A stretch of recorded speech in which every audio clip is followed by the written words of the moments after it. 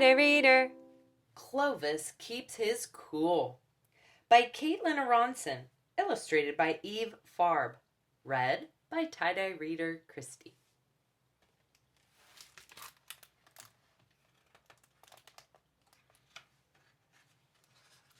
Clovis keeps his cool.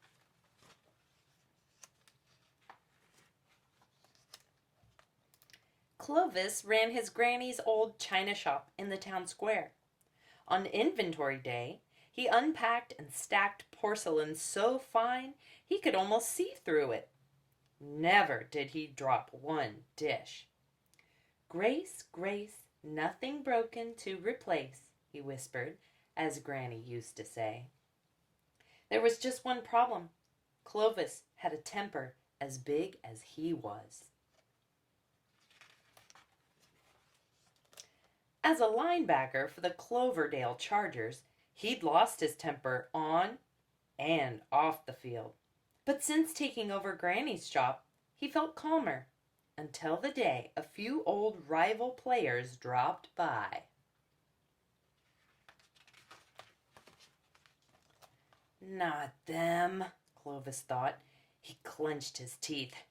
"Well, looky here," said one, "the bull in the china shop." "Is that colossal Clovis?" said another. "I hardly recognized him in the apron. Ha ha." "Yeah, he quit football to play tea party," said the third.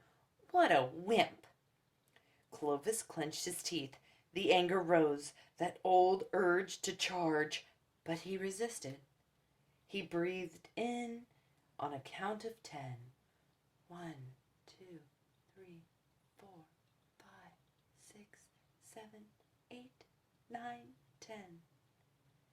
He breathed out. "I will not lose my cool," Clovis said.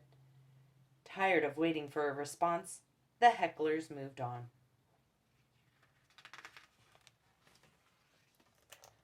On dusting day, Clovis put on soothing music.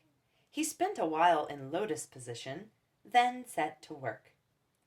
"Grace, Grace, nothing broken to replace," he sang, and soon the glassware gleamed, until voices rose over the violins.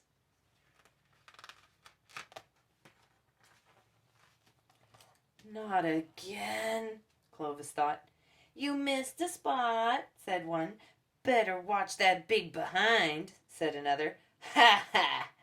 "Yeah, one false move and crash," said the third. Clovis clenched his teeth. There it was again, that urge to charge, but he resisted. Quickly he grabbed a fluffy cushion to squeeze. Oops, that was the cat. He stroked her instead. "I will not lose my cool," Clovis said. Bored, the hecklers finally gave up and headed home. On display day, Clovis lit a lavender-scented candle. He sipped some chamomile tea, then set to work. "Grace, Grace, nothing broken to replace," he chanted, installing the window decor, until noses nuzzled the glass. This time they barged into his shop. "Fancy a spot of tea, fellas?" said one. "Oh, isn't that precious? A portrait of his granny," said another. "Wow," said the third. "I didn't know she had a beard."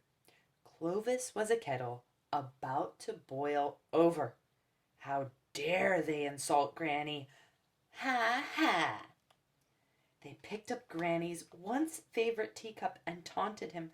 "Hey, Clovis, can you still catch a pass?" "No," cried Clovis, "don't!" He turned too late. Smash! Granny's cup lay in bits at his hooves. Clovis was all out of grace. He chose the chase and charged. "Get out!" Crash, clash, clash!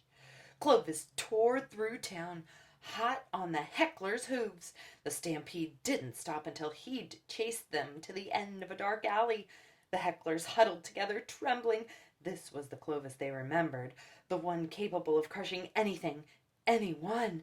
Clovis snorted and pawed the ground. He lowered his horns to strike. And one tiny tea bag dropped into view. Clovis stopped. Granny, he thought. Oh, Granny Grace, everything's broken. Your teacup, your shop. From somewhere deep in Clovis's memory, Granny's voice answered, My dear, Grace, Grace, what is broken can be replaced. Clovis let her gentle words wash over him.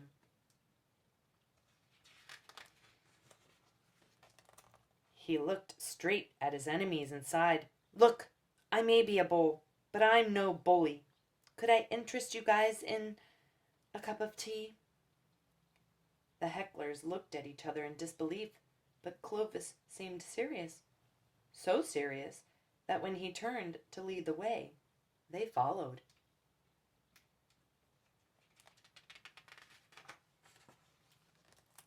Back at the shop, the window and its wares lay smashed to smithereens. Clovis set a table anyways. Carefully, he poured 4 cups of tea, and together they sat in silence, sipping. For a moment, it was as if they were all on the same team. It made the hecklers think.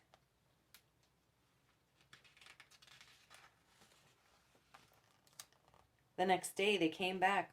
Oh no, Clovis thought. But this time was different. They came back the next day, and the next. Little by little, they helped Clovis pick up the pieces, putting right what had gone wrong. And always, Clovis served tea.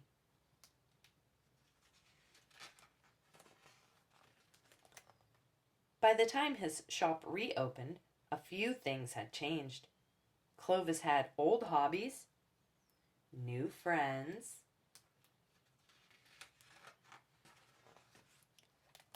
and plenty of grace to go around.